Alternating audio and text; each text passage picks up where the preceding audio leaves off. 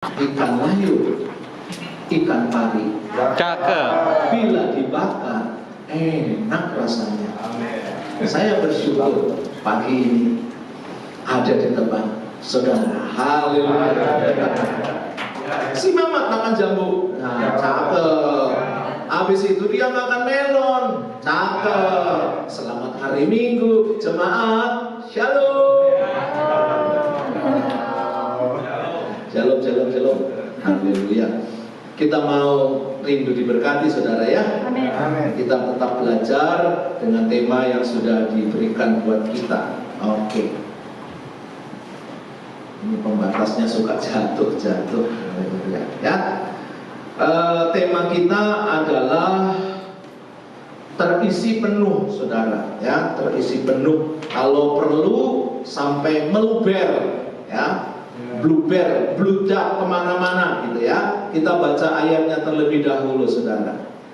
Di dalam Yohanes pasal 10 ya. Yohanes pasal 10 ayat 9 sampai 10. Dikatakan di situ, akulah pintu, barang siapa masuk melalui aku, ia akan selamat, dan ia tidak masuk dan keluar dan menemukan. Ia akan masuk dan keluar dan menemukan padang rumput. Pencuri datang hanya untuk mencuri dan membunuh dan membinasakan. Aku datang supaya mereka mempunyai hidup dan mempunyainya dalam segala kelimpahan. Saudara, tujuan Tuhan adalah supaya saudara seperti Kristus. Yang setuju katakan amin. Amin. Seperti Kristus itu apa sih, saudara? Ini loh, supaya kita mempunyai hidup dari Tuhan, anugerah Tuhan, selebihnya, dan mempunyainya dalam segala kelimpahan. Amin. Bahwa berkat itu, bahwa kelimpahan itu bukan hanya berbicara tentang materi saja. Betul ya? Bukan tentang rumahnya yang banyak, rumahnya yang mewah, perusahaannya yang maju, bahkan juga perusahaannya bukan cuma satu, saudara. Bukan. Ini berbicara masalah kelimpahan, saudara. Segala sesuatunya yang ada di dalam hidup kita, kita akan mengalami kelimpahan. Ketika kita ada di dalam Tuhan. Nah, itu tujuan Tuhan, saudara. Pintu, akulah pintu. Ya, hanya melalui Tuhan Yesus, saudara-saudara. Ya. Jadi, saudara, tujuannya adalah supaya saudara dan saya mempunyai api yang tetap menyala-nyala, ya, menuju kepada kesempurnaan Kristus. Saudara, kita bisa menggunakan ilustrasi atau gambaran seperti handphone. Ya, handphone saudara tahu ya. Kapan handphone itu bisa berfungsi maksimal? Ketika terisi baterainya, betul ya? Kalau sudah low bat, nggak berfungsi, betul nggak? Mau harganya mau semahal apa, ketika baterainya itu tidak dicas, baterainya nggak terisi penuh, handphone itu tidak berfungsi. Ya, sampai di sini dulu, nangkep dulu, saudara. Nah, saudara dan saya itu mau supaya saudara dan saya dalam kondisi terisi penuh, hidup di dalam segala kelimpahan. Ya, hidup di dalam segala kelimpahan. Itu sebabnya, saudara-saudara, pagi hari ini kita akan bahas salah satunya, mungkin salah dua, salah tiganya sudah dibahas oleh beberapa hamba Tuhan yang sudah melayani di tempat ini, saudara. Ya, ketika kita mengarungi perjalanan hidup ini, saudara-saudara, ya, itu banyak saja peristiwa-peristiwa yang kita alami, ya. Banyak peristiwa yang kita alami, banyak hal-hal yang mungkin tidak terduga ada kita temui, saudara-saudara. Bahkan di dalam perjalanan hidup itu banyak orang yang merasa kosong, ya, merasa kosong di dalam hati mereka. Punya ini, punya itu, tetapi merasa kosong. Berarti belum ada dalam kelimpahan. Punya ini, punya itu, semua sarana tercukupi, tapi masih saja kurang ini, kurang itu. Hatinya nggak ada damai sejahtera. Pikirannya selalu nggak tahu tuh, ya. Ketika ditanya kenapa, ya, ada seseorang yang tidak bisa tidur dengan tenang, padahal kasurnya, saudara, ranjangnya, kasurnya, semua itu harganya bukan puluhan juta, saudara, ratusan juta. Tetapi dengan jutaan itu tidak mampu yang namanya beli tidur nyenyak. Ya, itu banyak kesaksian-kesaksian yang dialami. Ya, saudara-saudaraku yang dikasihi oleh Tuhan, banyak orang memiliki materi yang melimpah, mungkin hubungan keluarga yang baik, ya, atau saudara-saudara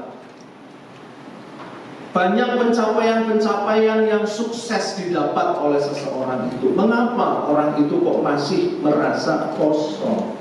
Kita mau lihat slide berikutnya, ya. Oke, klik berikutnya.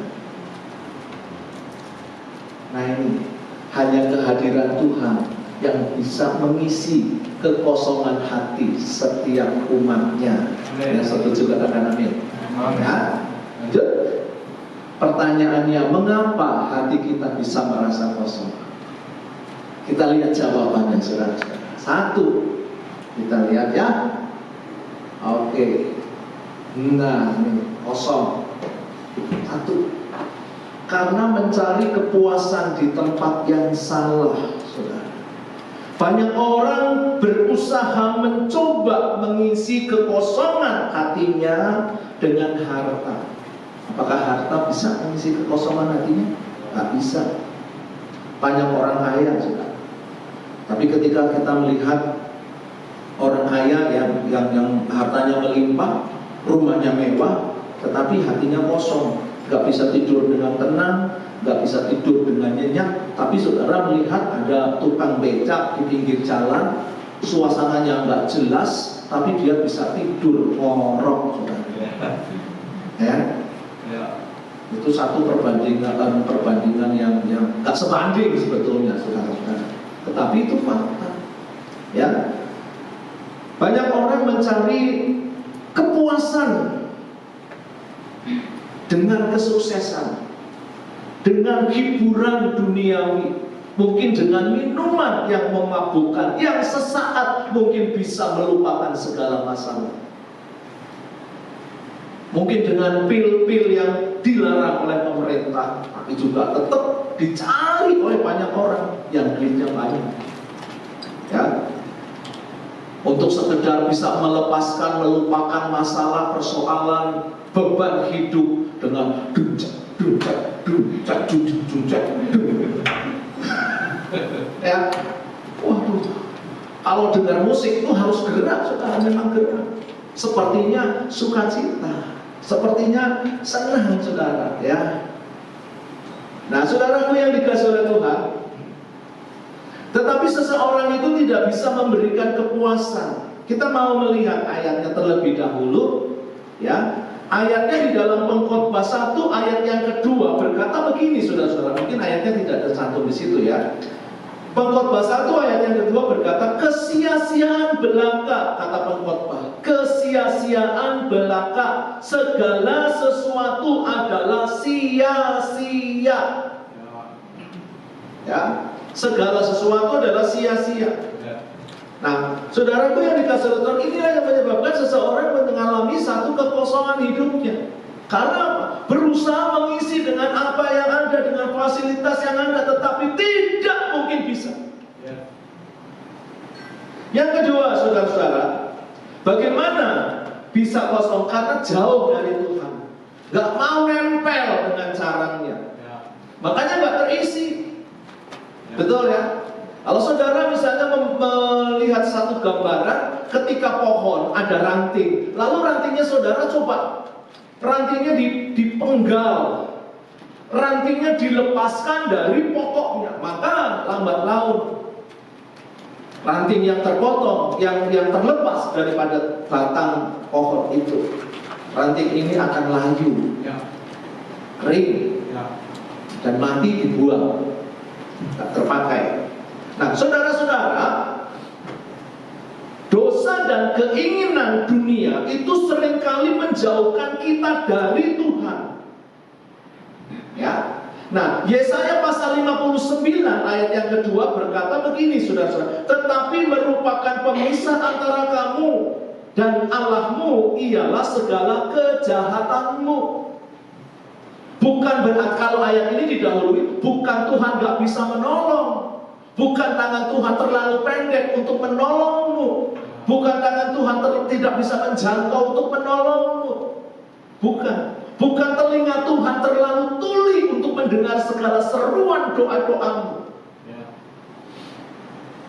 Yang menjadi penghalang antara kamu dan Allahmu adalah dosamu. Jadi jangan kita tidak terhubung. Amin. Yang setuju katakan amin. Nah, jadi saudara-saudara, ketika jauh dari Tuhan, kosong. Saudara, kosong. Bahkan hidup kita itu akan selalu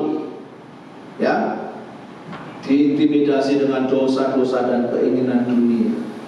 Yang ketiga, saudara, kenapa kok bisa kosong? Mengalami luka dan kecewa. Karena kita luka. Kita hidup bersosial, atau kita disebut dengan makhluk sosial. Kita bermasyarakat, dimanapun saudara ditempatkan, selalu hidup bermasyarakat. Bermasyarakat. Di gereja saudara bermasyarakat.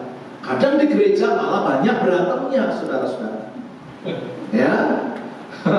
Tersinggung, ada temannya ngomong ini, gampang tersinggung, lalu dipikir-pikir, saudara-saudara, lalu kemudian marah, lalu kemudian kecewa, lalu kemudian kepahitan, kita simpen, saudara.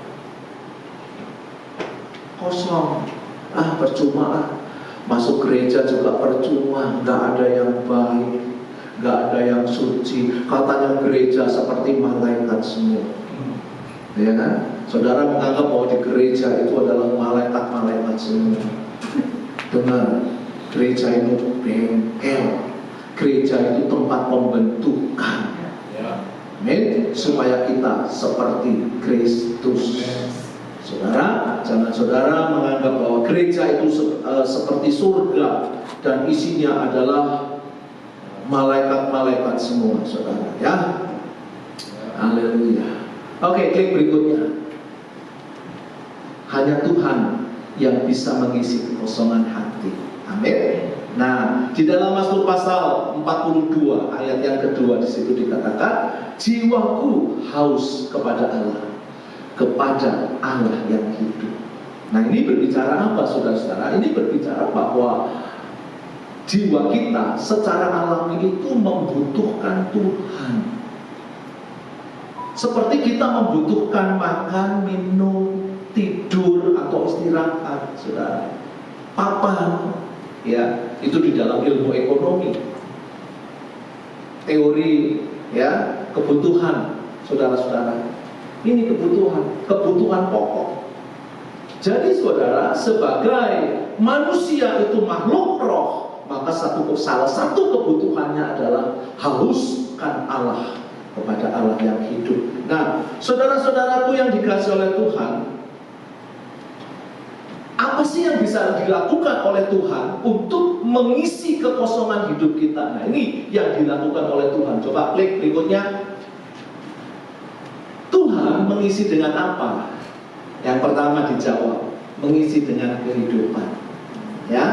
Nah, ayatnya di dalam Yohanes ayat 6 ayat 35 berkata begini, akulah roti hidup. Barang siapa datang kepadaku, ia tidak akan lapar lagi, dan barang siapa percaya kepadaku, tidak akan haus lagi. Bahkan di dalam Yohanes pasal 4 ayat yang ke-14, tetapi barang siapa minum air yang akan kuberikan kepadanya, ia tidak akan haus untuk selama-lamanya. Sebaliknya, air yang akan kuberikan kepadanya akan menjadi mata air di dalam dirinya dan terus-menerus memancar sampai kepada hidup yang kekal. Melimpah-limpah, saudara. Ya. Nah, ayat-ayat ini berbicara apa, saudara-saudara? Ayat ini berbicara bahwa hanya Tuhanlah yang memberikan kepuasan yang tidak bisa diberikan oleh dunia. Nah, saudara, kita pasti tentunya tidak asing dengan sebuah cerita, sebuah yang ditulis di dalam Alkitab, saudara-saudara, dengan seorang wanita Samaria. Ya, wanita Samaria. Siapa sih wanita itu? Wanita itu ditulis di dalam Alkitab mempunyai laki-laki yang tinggal di dalam hidupnya, tetapi bukan suaminya, saudara. Ya. Bahkan laki-laki itu bukan cuma satu, ya, ada banyak, ada 5 orang, saudara. Tetapi bukan suaminya. Dengan kata lain, wanita ini pelakor. Bukan cuma satu orang saja, saudara-saudara. Bukan hanya satu wanita yang tersakiti, tetapi ada 5 wanita yang menjadi istri dari laki-laki itu yang tersakiti. Betul, saudara ya? Ini keadaan atau kondisi hidup wanita Samaria ini, saudara-saudara. Nakal hidupnya. Tetapi ada perubahan yang drastis setelah dia berjumpa dengan Yesus. Yesus tidak menolaknya, Yesus menyambutnya, Yesus menerimanya, bahkan menerima konseling, ngobrol-ngobrol dengan dia. Di sumur lagi, tempatnya sepi lagi. Ada apa gerangan dengan Yesus? Tapi melalui konseling yang pendek ini, saudara-saudara, wanita ini dipuaskan, wanita ini dipulihkan, wanita ini dikembalikan keberhargaan dirinya. Dia pulang, saya percaya nggak terjadi apa-apa, tapi lambat laun wanita yang sudah berjumpa dengan Yesus secara pribadi mengalami perubahan hidup. Tampak dari mana, saudara-saudara? Dari tingkah laku, mungkin dari perkataan, dari perbuatan, sampai kok saya lihat ada satu perubahan yang kau alami. Kenapa itu terjadi? Mungkin dia bercanda, saya berjumpa dengan Mesias. Saya berjumpa dengan Mesias. Saya berjumpa dengan Mesias yang mengubah hidup. Lalu melalui kesaksiannya, orang kampung itu mengalami pertobatan, saudara-saudara. Amin. Ya, nah wanita Samaria berjumpa secara pribadi dengan Tuhan, maka dia mengalami perubahan hidup. Tuhan yang memberi kehidupan baru tentunya, saudara-saudara. Bukan kehidupan yang lama, tapi kehidupan yang baru. Saudara kenal yang namanya Zakheus? Zakheus dengan Lazarus itu kadang-kadang suka salah, saudara-saudara ya. Suka ketukar-tukar gitu ya. Kalau Zakheus itu yang naik pohon, saudara, yang naik pohon. Kalau Lazarus itu yang ada di dalam kuburan, yang dibangkitkan. Ya. Nah, saudara, Zakheus itu awalnya terpikat dengan harta. Makanya dia menjadi pemungut cukai. Dia diperlengkapi dengan kekuatan. Ya, ada tentara-tentara yang menjaga, ada bodyguard yang ada di dekatnya. Ada kan satu kerinduan, sesuatu yang membuat dia aneh adalah satu kerinduan di mana dia ingin berjumpa dengan Tuhan Yesus. Dia kan orang kaya. Orang kaya mana sih? Ya, yang kalau mau kemana itu nggak dikawal, betul ya Pak ya? Pasti dikawal lah, betul nggak? Ada bodyguardnya. ada pengawalan, ada rombongan yang menyertai, saudara. Nah ini Lazarus bisa dia perintahkan, tolong ya anak buah datang, ketemui Yesus, panggil dia, datang ke rumah. Bisa kan begitu? Tapi enggak. Kerinduan hatinya dilampiaskan. Aku ingin bertemu dengan Tuhan. Kerinduan inilah yang menjadi dasar kenapa dia mengalami satu perubahan hidup. Gak bisa, saudara. Sakius ini orang pendek, gemuk, saudara, ya mungkin juga sudah setengah umur begitu ya. Gak mungkin bisa tenaganya kembali seperti usia 20-an begitu, untuk naik pohon begitu lincahnya. Tetapi dia berupaya mati-matian, dia naik pohon. Setelah naik pohon, pengen ketemu seperti apa Yesus. Mungkin gambarannya begini, saudara ya, ini sudah di pohon.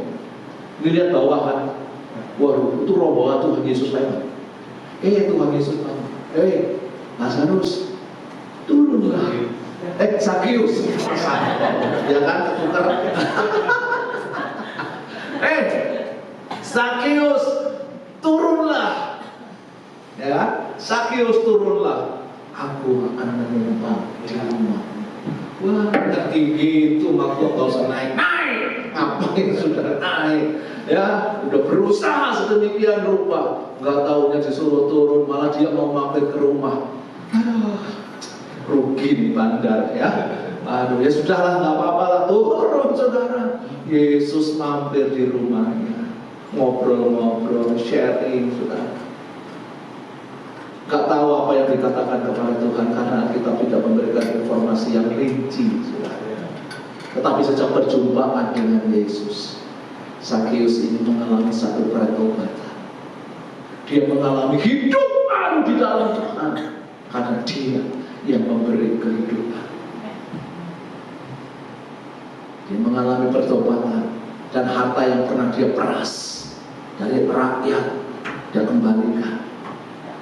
Saudara, luar biasa ya, luar biasa. Setelah hatinya diisi oleh kasih Yesus, dia yang tadinya begitu mencintai uang, akhirnya malah dia membagikan hartanya berkali-kali lipat kepada orang yang pernah dia peras. Saudara-saudara, kehausan jiwa yang terdalam dari kita adalah Tuhan. Gak ada yang bisa mengisi, saudara. Gak ada yang bisa mengisi, karena kita adalah makhluk roh, tubuh, jiwa, dan roh yang akan bisa mengisi kekosongan hidup kita, yaitu hanya Tuhan yang memberi hidup kepada kita semua, saudara. Kehadiran Tuhan mengisi kekosongan hidup kita. Ya, hati kita yang tadinya tidak puas, yang awalnya tidak puas, saudara-saudara, dan berusaha lagi untuk mencari kepuasan, atau hal-hal yang berdosa, atau hal-hal yang bodoh, saudara, sekarang sudah dipuaskan oleh Tuhan. Nah, saudara, kita memperoleh satu kekuatan yang baru, seperti burung Raja Wali. Kenapa kok tidak seperti burung emprit, kecil, burung pipit, burung gereja lah namanya sekalipun, burung gereja, saudara-saudara, ya? Kenapa kok seperti pada burung gereja? Enggak, ya, seperti burung Raja Wali. Burung Raja Wali ketika ada badai apa, saudara? Apa yang dilakukan burung Raja Wali? Dia mengembangkan sayapnya dan dia terbang naik semakin tinggi, saudara. Bahkan saya pernah membaca sebuah artikel, atau di situ juga merupakan ilustrasi, ketika burung itu ada burung pengganggu yang lainnya, saudara. Ya, ada burung gagak pemakan bangkai itu hinggap di bagian punggungnya. Dipikir Raja Wali nggak bisa melawan karena ada di belakang gitu ya, digerogoti, saudara. Tapi dia kembangkan sayapnya, burung Raja Wali itu naik ke tempat tinggi sampai di sana tidak ada oksigen, saudara. Ya, lambat laun, saudara-saudara. Ya, akhirnya burung gagak ini mengalami lemas dan akhirnya metong, saudara-saudara, ya, akhirnya mati, ya, saudara, dan jatuh. Ya. Ketika ada lawan, dia semakin tinggi naik, saudara. Nah, ketika kita mendapatkan satu kepuasan, hasrat kita dipuaskan, hasrat kita dipenuhkan, saudara-saudara, oleh Tuhan. Kekuatan kita seperti burung raja wangi. Bukan hanya burungnya yang gagah saja, bukan burungnya yang super saja, bukan, saudara-saudara. Tetapi mampu mengatasi segala persoalan dan masalah hidup kita. Ya. Tuhan yang memberikan kepuasan itu, saudara-saudara. Ya, maka isilah hati kita dengan kasih Tuhan, baik melalui kehadiran kuasanya dan juga dengan perkataannya, firman-Nya, saudara-saudara. Ya. Nah, yang kedua, saudara-saudara, apa yang dilakukan Tuhan? Kembali ke slide. Apa yang dilakukan Tuhan? Yang kedua, klik berikutnya, Dia memberi damai sejahtera. Yang setuju katakan amin. Ya, Filipi pasal 4 ayat yang ke-7 dikatakan begini, saudara. Damai sejahtera Allah yang melampaui segala akal akan memelihara hati dan pikiranmu dalam Kristus Yesus. Lalu di dalam Kolose pasal 3 ayat yang ke-15 dikatakan, hendaklah damai sejahtera Kristus memerintah dalam hatimu, karena untuk itulah kamu telah dipanggil menjadi satu tubuh, dan bersyukurlah. Saudaraku yang dikasih oleh Tuhan, Tuhan mengisi hati kita dengan damai, ya. Bahkan di tengah-tengah persoalan, di tengah-tengah masalah, bahkan di tengah badai kehidupan, Tuhan memberi damai, ya. Nah, saudara-saudaraku yang dikasihi oleh Tuhan, melalui ayat-ayat ini, apa sih yang diminta oleh Tuhan, saudara-saudara? Ya, Dia meminta kita supaya menjadikan damai sejahtera Kristus menjadi fondasi hati kita. Bahkan ketika saya mempelajari, saudara-saudara, damai sejahtera Allah yang melampaui segala akal akan memelihara. Kata memelihara itu menggunakan kata Yunani yang diterjemahkan itu menjadi wasit. Menjadi wasit yang mengatur segala sesuatu, jalannya pertandingan. Hidup itu digambarkan seperti pertandingan, saudara. Ya. Ada seorang yang mengatur sedemikian rupa sehingga pertandingan itu bisa selesai tepat pada waktunya dan sesuai aturan yang berlaku. Ya. Nah, saudaraku, Tuhan mau kita menjadikan damai sejahtera Allah itu menjadi apa, saudara? Menjadi wasit di dalam hidup kita. Ya. Nah, saudara-saudara, bagaimana kita bisa mengalami damai sejahtera? Ini harus diupayakan, ini harus dikerjakan. Tidak bisa tidak. Ujuk-ujuk, saudara, ya, datang tiba-tiba, saudara minta tumpang tangan, saudara minta didoakan, boleh, gak masalah, saudara-saudara, gak masalah. Tetapi kita perlu mengusahakannya. Semua hal yang kita jalani di dalam hidup sangat menentukan bagaimana kita hidup dengan damai sejahtera itu.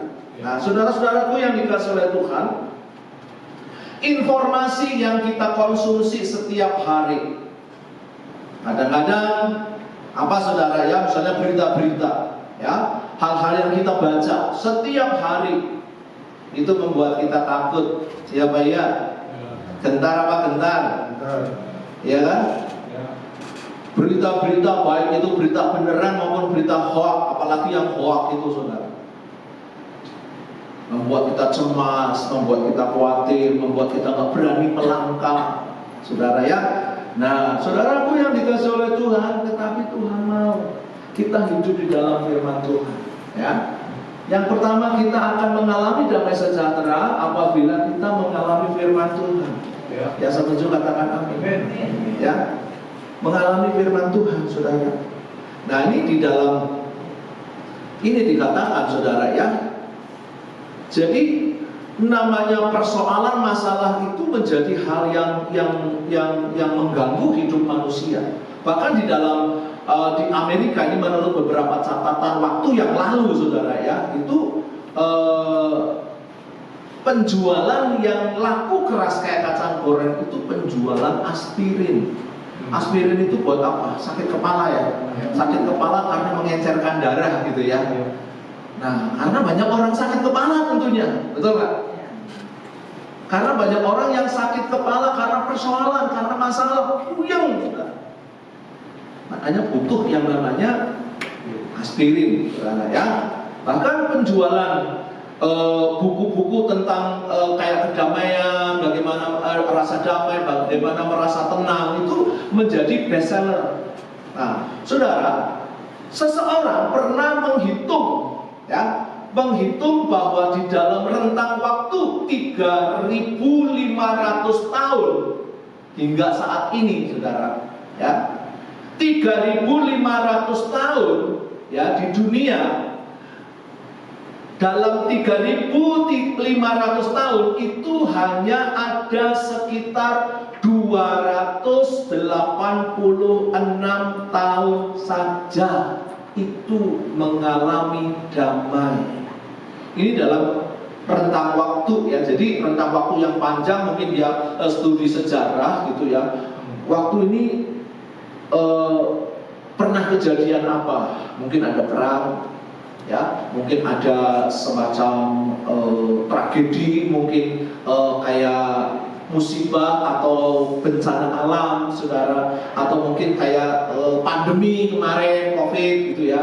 Nah itu membuat seseorang nggak damai, nggak sejahtera, nggak tenang, ya. Hidupnya selalu dihantui dengan hal-hal yang menakutkan, saudara. Nah itu dari rentang waktu 3.500 tahun yang ada, cuma ada 286 tahun saja. Nah, saudara, rentang hidup saudara berapa? Ada mungkin yang 40 ya, ada yang 40 nih, banyak jiwa muda di sini, ada yang 40 ya, ada yang mungkin 50 ya, kita yang ke 50-an ya. Sebentar lagi saya 60, saudara ya. Nah, dari rentang waktu sejauh itu berapa tentunya? Tentunya sedikit sekali. Ini menurut fakta yang dipelajari ya, maksudnya disurvei melalui survei, saudara. Jadi pendapat ini tentunya tidak begitu saja menemukan keputusan, saudara ya. Harus ada surveinya. Dan ini yang terjadi di dunia ini. Nah, kuncinya apa, saudara? Mengalami firman Tuhan. Firman Tuhan ada di dalam hidup kita. Di dalam Mazmur 119 ayat 165 itu dikatakan gini, besarlah ketentraman pada orang-orang yang mencintai Taurat-Mu. Tidak ada batu sandungan bagi mereka. Ya, jadi orang-orang yang mencintai Taurat Tuhan akan mengalami tahun-tahun atau masa-masa kedamaian. Amin, saudara. Nah ini saudara-saudara, damai itu nggak timbul dari apa namanya begitu saja ya, begitu muncul, enggak. Damai timbul ketika kita harmonis dengan Tuhan, selaras dengan Tuhan, klik dengan firman Tuhan, nyambung dengan Tuhan. Kalau bahasa sekarang terhubung ya, dalam lagunya, ku terhubung denganmu. Ya, saudaraku yang dikasihi oleh Tuhan itu saudara-saudara. Orang-orang sekalipun mengalami persoalan masalah, ketika hatinya terhubung dengan Tuhan, nggak pernah mengalami persoalan karena hatinya terhubung dengan Tuhan. Ya, nah hal yang berikutnya saudara-saudara adalah apa? Mengalami kasih Tuhan. Ya, mengalami kasih Tuhan. Kadang-kadang begini loh saudara, saudara ngaku Kristen, saudara percaya Yesus itu sudah mati buat saudara? Iya. Saudara mengalami kasih Tuhan? Iya. Itu dalam ketika wawancara selalu menjawab iya. Tetapi ketika dia mengalami satu luka, ada luka, ada kecewa, ada orang yang mungkin sudah mengkhianati, ada seorang yang membuat dia kecewa, kamu marah? Iya, aku marah. Kamu kecewa? Iya, aku kecewa. Kamu mengalami, aku baik banget, aku benci banget dengan dia. Kok kamu gak bisa mengampuni? Enak aja. Karena aku yang rugi. Karena aku yang jadi korban. Kenapa aku harus bisa mengampuni dia? Nah, itu saudara. Saya mau katakan, orang-orang yang semacam itu adalah orang-orang yang belum mengalami kasih Allah. Kalau saudara mengalami kasih Allah, maka saudara tahu basicnya kasih Allah adalah kasih yang tidak bersyarat. Saudara, ya, kita sudah diampuni oleh Tuhan. Maka hal berikutnya supaya saudara mengalami kasih Allah, saudara melepaskan pengampunan. Saudara memberi maaf kepada orang lain yang mungkin sekalipun mungkin mengecewakan, merugikan, menyakitkan, pokoknya itu nyebelin gitu loh saudara.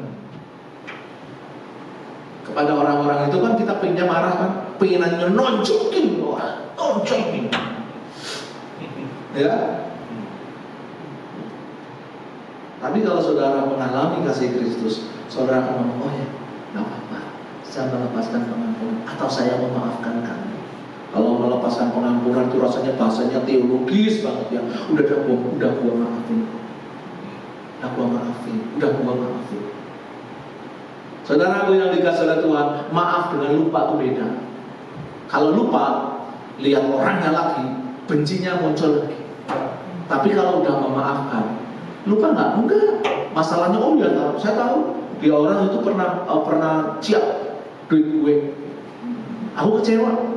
Dia pernah rebut pacar gue kecewa.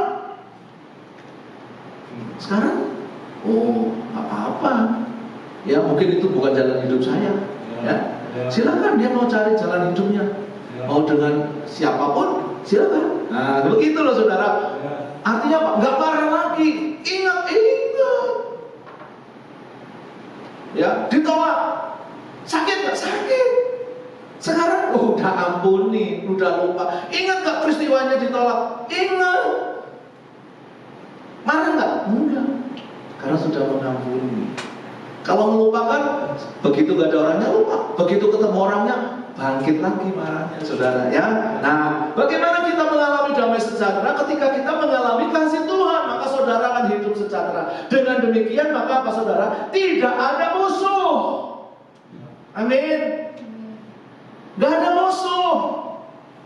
Ada orang ya, sama tetangga kanan berantem, tetangga kiri berantem, tetangga depan berantem, tetangga belakang berantem. Lagunya tetangganya siapa? Ya saudara ya, waduh, kalau orang yang model begitu tuh nggak damai sejahtera lah. Kalau misalnya bukan nyaman, bohong, betul nggak saudara? Ya, mungkin apa sama saudara sama ini berantem, sama itu berantem, waduh saudara. Gak ada damai sejahtera. Nah yang berikutnya adalah meminta kepada Tuhan, saudara. Ya. Setelah ini kita lewati mengalami firman, mengalami kasih, kita minta. Kalau kurang kita minta, saudara-saudara. Ya. Dalam dunia ini ada banyak persoalan, ada banyak masalah. Kita minta sama Tuhan, ya kan? Ada persoalan. Nah ini mungkin saya pernah menyampaikan ini atau mungkin di Citra saya menyampaikan ini ya, cerita. Menurut ini ada seminar bagaimana seseorang itu bisa mengalami kedamaian gitu ya. Jadi si narasumber itu berbicara kalau saudara misalnya sedang mengalami stres, tertekan atau mungkin ya persoalan, ya cobalah ngobrol-ngobrol sama hewan piaraan saudara. Ini saran yang baik sih ya. Ya ngobrol lah sama ikan, ngobrol lah sama si meong gitu ya, ngobrol lah sama si doki gitu ya. Persoalan apa yang dialami di sekolah, di kantor gitu ya. Waduh, lu nggak tahu sih meong nih, denger ini, gua lagi diomelin tau nggak? Waduh, kok stres berat itu, marah-marah mulu, neken-neken mulu gitu ya. Nah sekarang kan banyak karyawan yang lagi pada stres loh. Karyawan bank terutama, Ya, makanya karyawan bank juga merepotkan nasabah, telepon melulu, ya kan? Teleponin, nawarin asuransi lah, nawarin ini lah, nawarin itu lah, betul nggak saudara? Ya nawarin dana dana cepat gitu ya, ada kan gitu. Kalau kartu kredit gitu ya, Bapak ini ada dana cash mana? Waduh, setiap ada telepon saya angkat itu dari bank semua, saudara. Enggak dari Pak Yakub, enggak ada, saudara. Aduh, ya kan? Nah, kata narasumber itu ngobrol sama binatang. Ya, biar hewan piaraan, jangan ngobrol sama singa. Singa bukan hewan piaraan. Nah, kalau yang sama doki, saudara yang ngobrol, lu tahu nggak? Kok sendiri tahu? Tahu nggak sih? Nah, dokinya kan diem aja. Lebih lagi dokinya malah melet-melet, saudara. Betul nggak? Memang itu kata narasumber ini yang mengadakan seminar ini betul, ya benar. Tetapi saya mengatakan, sekalipun betul, sekalipun benar, ya tidak ada yang lebih dari itu, tidak ada yang lebih dahsyat dari itu selain kita datang kepada Tuhan, minta. Ya, tadi dikatakan apa? Minta damai sejahtera. Ya, kalau di dalam ayat yang ke-6 itu dikatakan apa? Janganlah hendaknya kamu khawatir tentang apapun juga, tetapi nyatakanlah dalam segala hal keinginanmu kepada Allah dalam doa dan permohonan dengan ucapan syukur. Boleh saudara melampiaskan, boleh, tetapi yang terutama, yang lebih baik, datang masuk kamar, duduk atau berlutut, saudara. Tuhan, ini masalah yang membuat aku kehilangan damai sejahtera. Aku mau minta damai sejahtera yang kau janjikan. Amin, saudara. Ini jangan ditulis di Facebook lah, atau di Instastory lah, di TikTok lah. Semua orang, saudara. Nah, kemarin ada salah seorang teman guru gitu ya, kesel. Kenapa bu? Ini orang tua nih, orang ada masalah anaknya, cuma begitu aja masuk ke Instastory. Hah? Kenapa? Kacau ada, saudara ya. Ada persoalan malah di blow up-nya kepada hal-hal yang bukan, justru semakin reda, ya, justru semakin mancing persoalan. Nah ini sudah, ya, minta kepada Tuhan. Nah yang berikutnya, yang terakhir ini ya mungkin ya. Nah ini poin yang ketiga, Tuhan mengisi dengan apa, saudara? Oke, klik. Tuhan mengisi dengan teladan. Tuhan memberikan contoh yang baik. Tuhan sudah mengasihi dan menerima kita apa adanya. Di dalam Roma pasal 5 ayat yang ke-8 dikatakan, akan tetapi Allah menunjukkan kasih-Nya kepada kita oleh karena Kristus telah mati untuk kita. Kapan, saudara? Ketika kita masih berdosa. Amin. Tuhan sudah ngampunin kita, saudara. Tuhan sudah melupakan kita. Saudara punya utang banyak miliaran. Ada orang yang punya duit, lalu nih, kamu utang kan gak bisa bayar nih, gua bayarin, udah lunas ya. Tapi orang itu masih mikirin terus, masih pusing terus. Kenapa lo? Aku lagi mikirin utangku miliaran. Loh, kan kamu udah dibayar. Iya, tapi aku masih mikirin. Saudara, kalau ada orang kayak begitu, kira-kira apa, saudara? Saudara mau ngatain orang itu apa? Bodoh. Mungkin sudah beban. Oh, udah dibayar, kok masih dipikirin? Ya, saudara, utangnya kita ini udah dibayar lunas oleh Tuhan.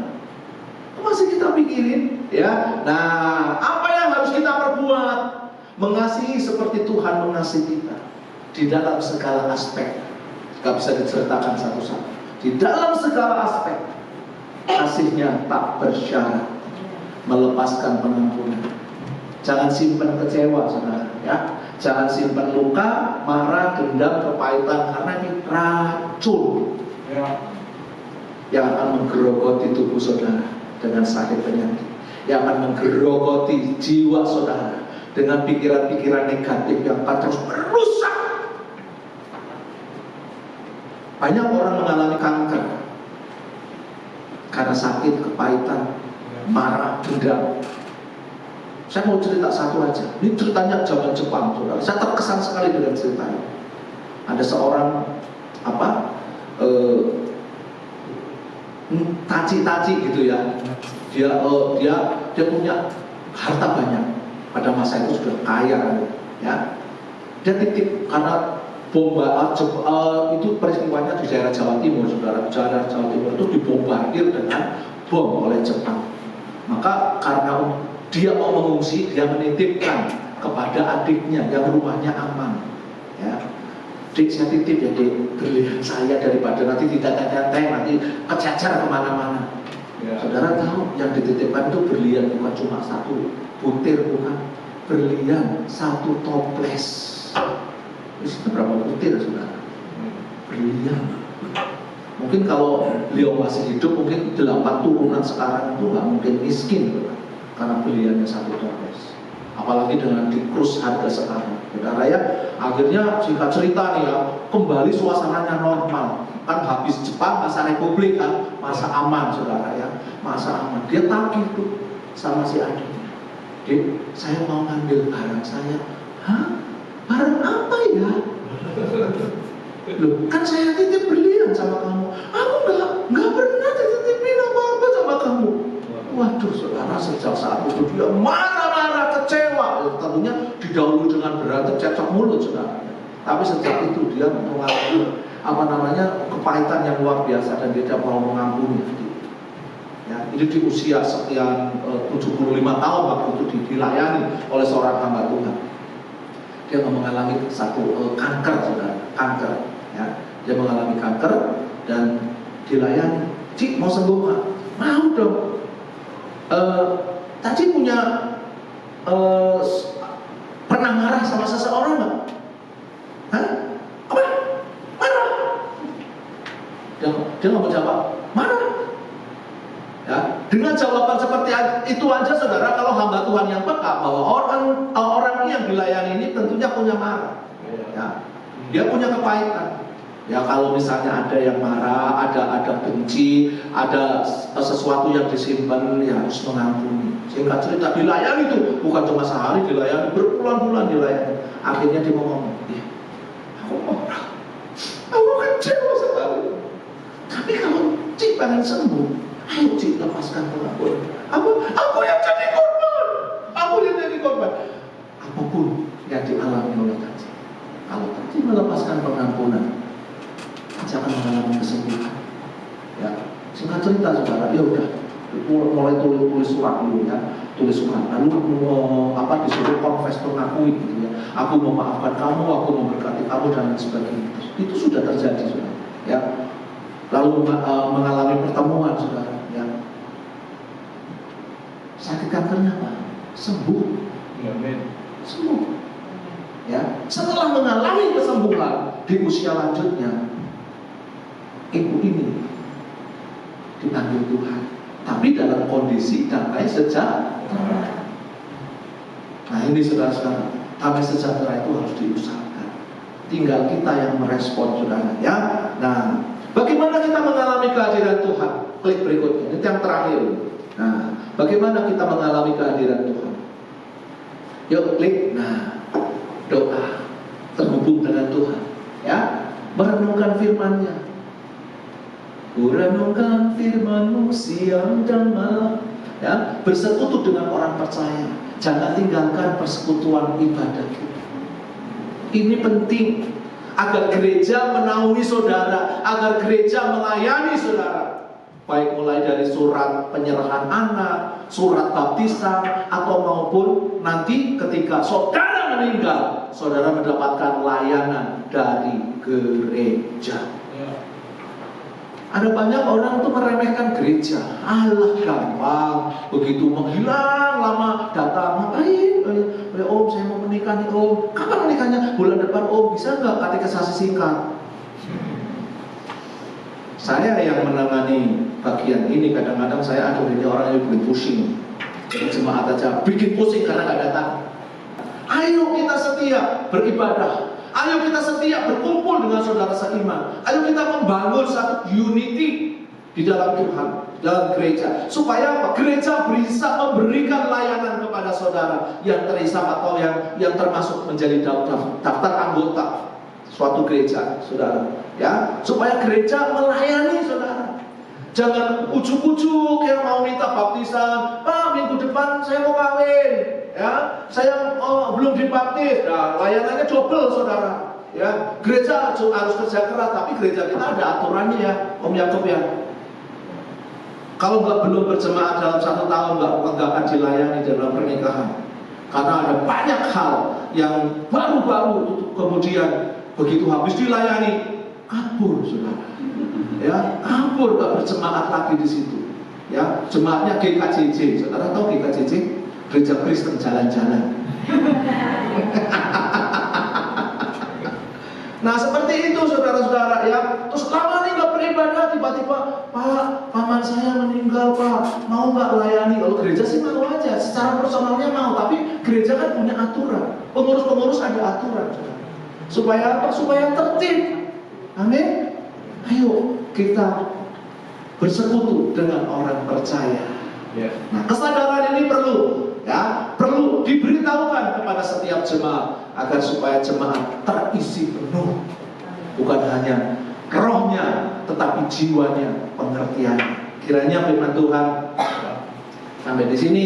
Tuhan Yesus memberkati kita semua. Mari tim musik, kita akan mengangkat satu nyanyian pujian. Haleluya, haleluya. Penuhi sekarang Tuhan, penuhi hidupku.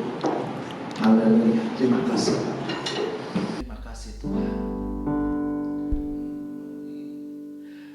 Penuhi sekarang Tuhan, penuhilah hidupku.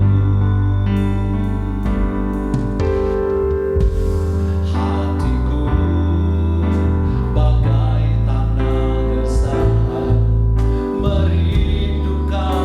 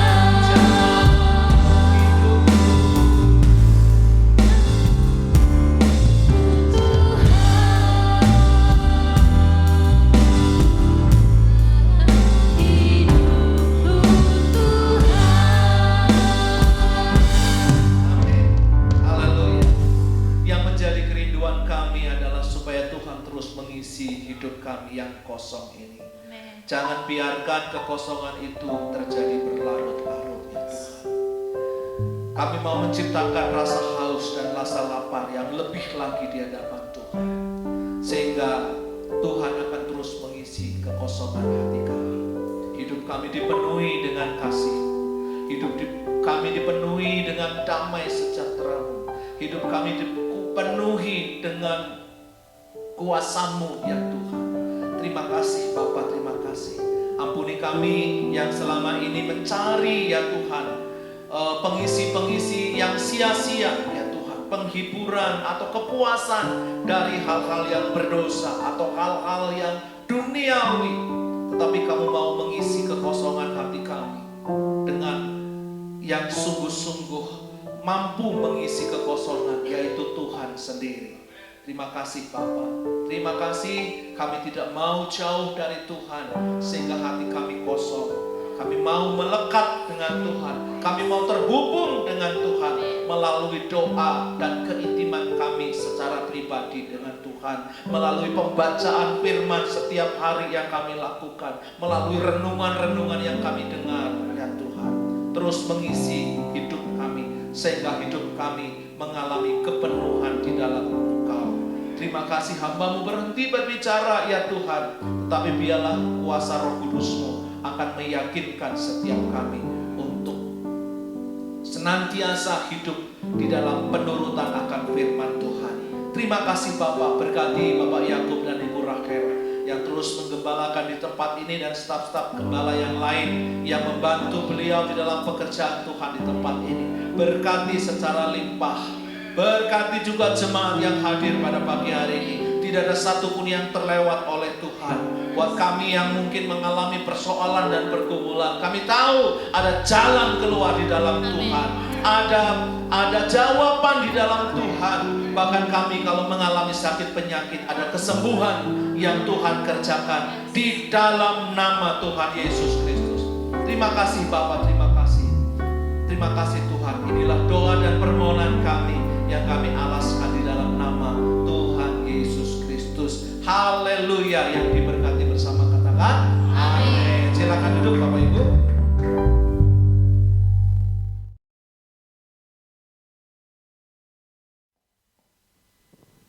Puji Tuhan, kita semua sudah diberkati oleh kebenaran firman Tuhan. Amin.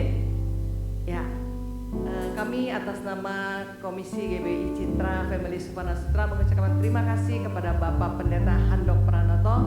Tuhan Yesus memberkati. Ya, saya juga mau menyapa, apakah ada jemaat yang baru pertama kali datang di ibadah pagi hari ini? Oh, tidak ada. Baik, semua jemaat yang setia, puji Tuhan. Ya, saatnya kita akan memberikan persembahan yang terbaik. Saya akan bacakan satu ayat firman Tuhan di 2 Korintus 8 ayat 12. Sebab jika kamu rela untuk memberi, maka pemberianmu akan diterima. Kalau pemberianmu itu berdasarkan apa yang ada padamu, bukan berdasarkan apa yang tidak ada padamu. Sekali lagi firman Tuhan ini terus mengingatkan kita, Tuhan itu melihat kerelaan hati kita saat kita memberi. Jadi Tuhan tidak melihat jumlah besar dan kecilnya. Dan Tuhan juga menginginkan kita memberi sesuai dengan kemampuan kita, yang kita merasakan yang terbaik untuk Tuhan. Amin. Ya, saatnya kita mau berdoa. Sebelum kita memberi persembahan, kita saati di dalam doa. Bapa, sungguh kami mengucap syukur dan berterima kasih Tuhan untuk ibadah di pagi hari ini. Kami merasakan sukacita-Mu Tuhan, melalui pujian penyembahan yang kami naikkan di hadapan-Mu Tuhan. Kami merasakan kehadiran-Mu. Terima kasih Tuhan, kami diberkati oleh kebenaran firman-Mu Tuhan. Kami bersyukur Tuhan. Kami juga berterima kasih untuk berkat-berkat-Mu Tuhan, untuk kasih setia-Mu yang terus melingkupi hidup kami. Terima kasih Bapa. Kalau sebentar kami ingin membawa persembahan kami yang semua berasal daripada-Mu Tuhan. Kiranya Engkau memberkati persembahan kami. Terima kasih Bapa, dalam nama Yesus kami siap untuk memberi. Haleluya, amin. Ya, kami persilakan kepada para pelayan Tuhan. Ya, saatnya kita akan mendengar beberapa pengumuman. Ya, persembahan bisa juga melalui transfer, melalui BCA yang tertera di layar LCD. Ya, Ya, minggu depan kita akan dilayani oleh Ibu Pendeta Pratama, Ibu Susilawati Hoswandi dengan tema yang sama, yaitu terisi penuh. Ya, Erokid, ibadah Erokid diadakan setiap minggu pada pukul 11. Ini peruntukan untuk anak-anak usia 6 bulan sampai 12 tahun.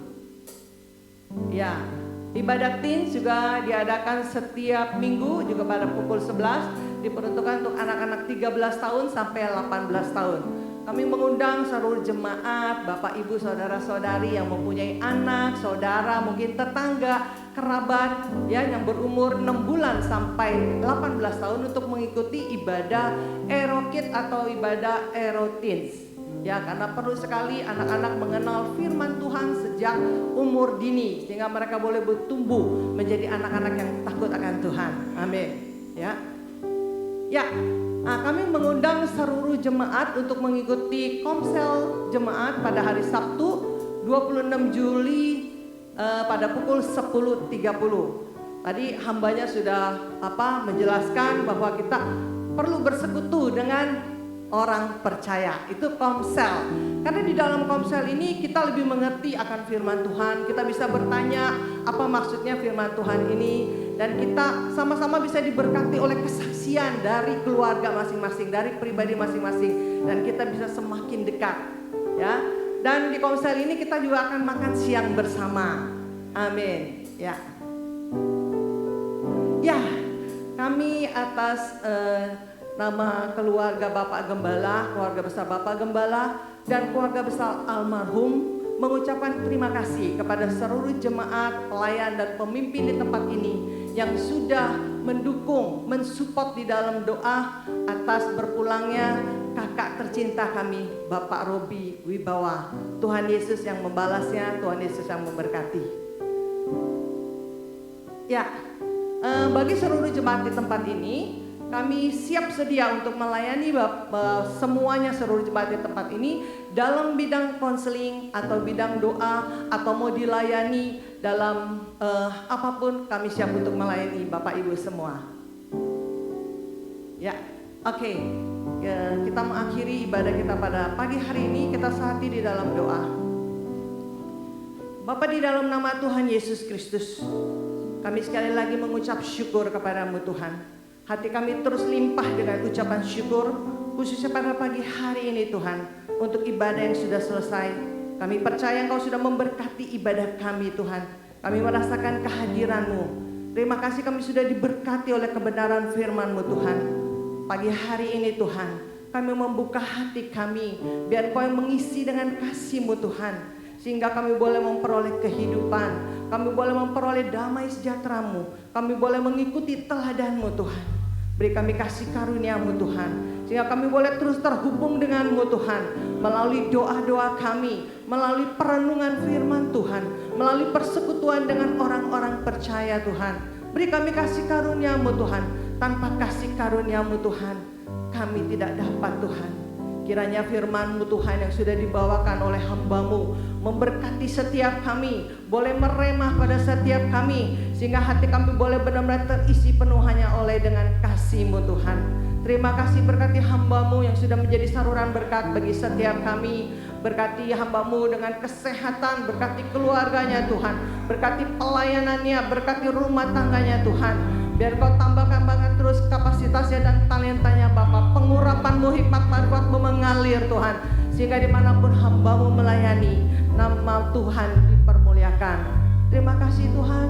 Kami juga berdoa untuk setiap pelayan-Mu yang sudah ambil bagian di pelayanan pada pagi hari ini Tuhan. Kiranya Engkau juga menambahkan kapasitas mereka. Engkau terus pengurapan-Mu, hikmat marifat-Mu mengalir, bahkan Engkau melingkupi hidup mereka semua dengan kasih, kebaikan, dan kemurahan-Mu, sehingga pelayan-pelayan-Mu di tempat ini boleh setia dalam mengiring-Mu Tuhan, boleh semangat untuk melayani-Mu Tuhan. Beri mereka kasih karunia-Mu Tuhan, sehingga mereka boleh terus mendapatkan berkat-berkat dan perlindungan-Mu Bapa. Terima kasih Tuhan. Kami juga membawa seluruh jemaat-Mu Tuhan ke dalam tangan-Mu Tuhan. Biarlah Tuhan jemaat-Mu Tuhan terus dipenuhi oleh kebaikan kemurahan-Mu, anugerah-Mu, bahkan kuasa-Mu Tuhan. Sehingga Tuhan jemaat-Mu yang dalam kelemahan, di dalam nama Tuhan Yesus mendapatkan kekuatan. Mereka di dalam kesesakan Tuhan, di dalam pergumulan dan permasalahan diberi kelepasan, diberi jalan keluarnya di dalam nama Tuhan Yesus. Bahkan bagi mereka, bagi seluruh jemaat Tuhan yang mengalami sakit penyakit Tuhan, kami berdoa di dalam nama Tuhan Yesus, mereka boleh mengalami Tuhan kesembuhan di dalam nama Yesus. Apapun Tuhan pergumulan permasalahan yang dihadapi oleh seluruh jemaat-Mu, kami bawa ke dalam tangan-Mu Tuhan. Karena kami percaya saat kami membawa ke dalam tangan-Mu, pengharapan kami tidak akan sia-sia. Kau turun tangan mengalirkan kasih dan kuasa-Mu Tuhan, sehingga seluruh jemaat-Mu Tuhan, apapun yang terjadi dalam kehidupannya, boleh mengalami damai sejahtera-Mu, boleh mengalami sukacita-Mu, boleh mendapatkan kekuatan ilahi-Mu dan kemampuan ilahi-Mu. Mereka semua cakap menanggung segala perkara Bapa. Terima kasih Tuhan.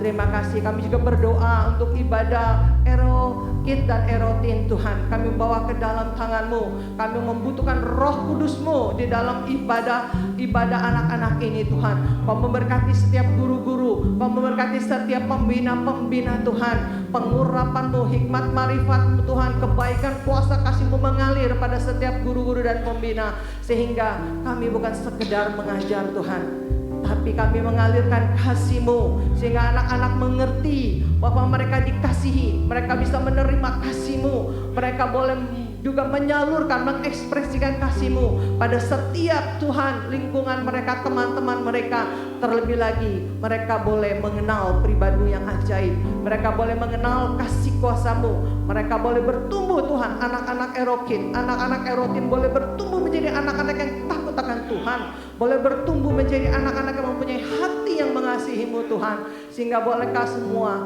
boleh menjadi garam, boleh menjadi terang dunia, dan hidup mereka boleh memuliakan nama Tuhan. Terima kasih Tuhan. Kami juga berdoa untuk bangsa kami yang kami cintai Tuhan. Kami tahu Tuhan, bangsa kami membutuhkan-Mu Tuhan.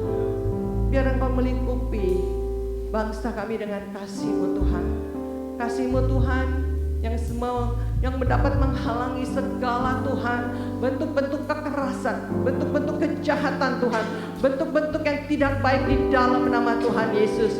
Kami juga memberkati seluruh pemimpin Tuhan, presiden, wakil presiden, semua jajaran pemerintahannya, dari yang paling tinggi sampai yang paling rendah, kami bawa ke dalam tangan Tuhan.